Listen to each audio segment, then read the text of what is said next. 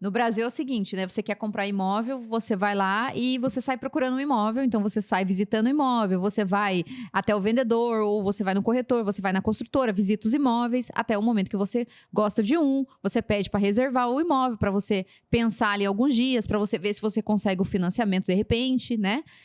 Ou para ver quanto tempo que vai demorar para você resgatar o dinheiro da sua aplicação, se for à vista. E aí, depois você vai lá e dá o ok e compra o imóvel, né? Nos Estados Unidos, não funciona assim.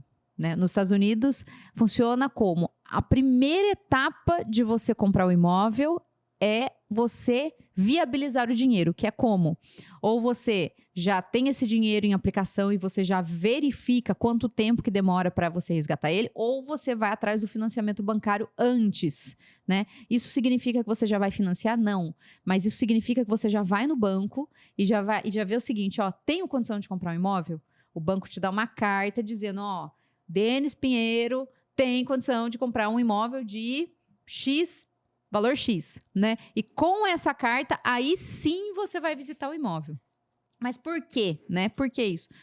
Porque é por conta da mentalidade americana de fazer negócios, né? Primeiro que tempo é dinheiro, time is money, né? Então, o vendedor nem recebe você para visitar o imóvel se você não comprova que tem condição de comprar o imóvel. Então, é assim que funciona. Ah, mas eu não concordo. É assim que funciona. Enfim, é outro país, é outra cultura, é assim que funciona, né? Segunda coisa, mercado dinâmico. Se você vai visitar um imóvel hoje, gostou dele e vai pensar 5 dias, o imóvel não vai ficar reservado para você. Isso não existe nos Estados Unidos, pelo menos em Orlando e Miami, não. E aí o que vai acontecer? Esse imóvel ele vai ser vendido para outra pessoa nesse período que você está pensando, e aí quando você volta para comprar, você fica frustrado. Então, o que acontece? Você tem que estar pronto para reservar na hora que você encontrou. E como você fica pronto? Você tem que ter essa avaliação de crédito, né? O que você acha, Denis? Explica um pouco dessa avaliação de crédito.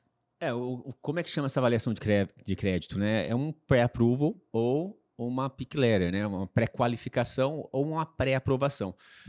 Você, de uma forma muito simples, né? Isso que é importante saber, com base na declaração verbal ou escrita ali, que você vai conseguir, junto a um agente financeiro, a questão dessa aprovação. Mas é o primeiro passo. Primeira coisa, antes de visitar o imóvel, você tem essa aprovação. A gente te ajuda em todo esse processo também. Sim. Te conecta com o lender preferencial, que é a pessoa que vai ser responsável por financiar, por emprestar esse dinheiro para o seu financiamento. Né? Um ponto também muito importante nesse caso, né, é que você não precisa inúmeras comprovações. Esse momento é um momento que o americano também já é uma mudança de cultura, onde ele acredita no que você fala. É uma declaração verbal nesse momento. Ele vai te perguntar... Ou depende do agente financeiro, verbal pode ou ser escrita, né? uma Mas ficha que você preenche, mas é uma mera declaração. É uma declaração. Né? Você não tem que comprovar isso com imposto de renda ou nada. No que ela se baseia? Na parte do pagamento que você vai fazer à vista, né, você tem que ter esse dinheiro disponível. Então, você vai demonstrar, em alguns casos, quanto que você tem em aplicação, né, para dar entrada, e quanto que você tem de renda para você ter capacidade de fazer o pagamento. Então, quanto eu pago à vista e quanto eu tenho capacidade de financiar. Basicamente isso. Né? E aí, com isso, ele te atesta. Você pode fazer um financiamento de um imóvel de até 1 milhão. Você pode você pode adquirir um imóvel até 1 milhão. Então, você está com essa cartinha no mercado, você vai com essa cartinha e fala, eu tenho uma pré-aprovação de um imóvel até 1 milhão, então eu posso fazer uma visita. Uma visita, uma reserva de unidade. Né? Então, aí você reservou a unidade, você tem ali como o brasileiro não está lá residente, né?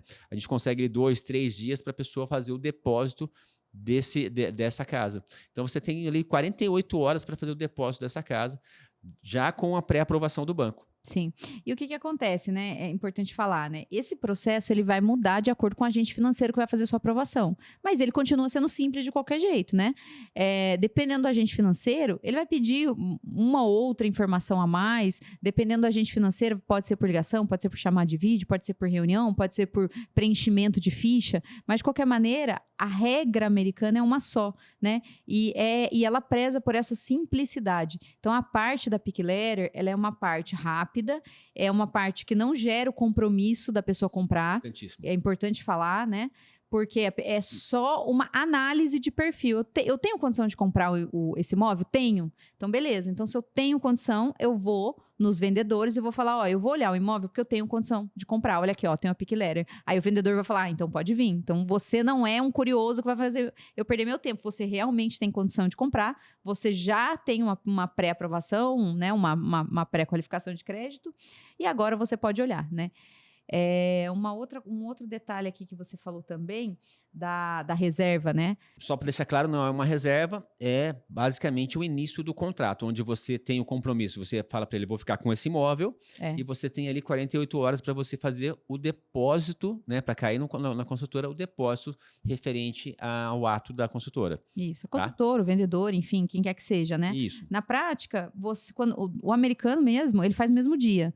Mas como o brasileiro é estrangeiro, né? A gente normalmente consegue ali negociar 2 dias para que dê tempo dele fazer esse câmbio e tudo mais, né? Alguns vendedores falam assim, faz então aqui, deixa um valor de $2.000 aqui no cartão de crédito, né? Enfim, cada vendedor funciona de um jeito, mas na prática não existe reserva, né? Não é você reservar para você pensar. Quando você fala assim, essa reserva, né? Não é uma reserva, na verdade é um compromisso de compra. Você fala, ó, beleza, eu vou ficar com esse imóvel, né? Vou comprar esse imóvel, né? E você só consegue falar isso na hora que você já tem a comprovação de que você consegue comprar. Ou uma demonstração de fundos, que você tem o dinheiro para comprar, né? E o vendedor não vai esperar 30 dias até você resgatar a aplicação. Então, é melhor você resgatar antes, né? Principalmente se o seu imóvel estiver pronto, né? E 2, se você for utilizar o financiamento, a carta de que você tem capacidade de financiar, que é a pick letter, né? É isso aí. Então, o primeiro passo que a gente passou aqui, pré-aprovação de crédito, pick letter ou pré-approval.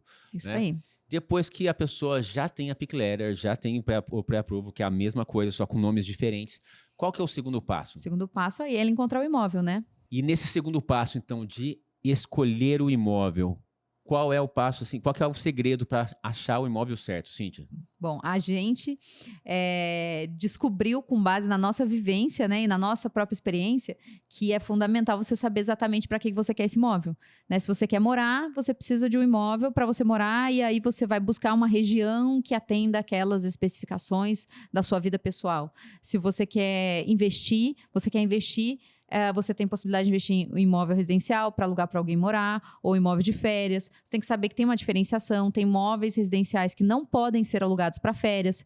Então, se você quiser utilizar um imóvel de férias e quiser alugar quando você não estiver usando, você tem que comprar um imóvel, né, que é destinado para isso, né, que seja possível você alugar em Airbnb, em Booking, porque tem muitos imóveis que são proibidos de alugar e não tem jeitinho, né? A lei americana é clara, as regras são claras, o condado é claro e todo mundo cumpre as regras. Isso é ótimo, porque você, sabendo as regras, você utiliza elas a seu favor.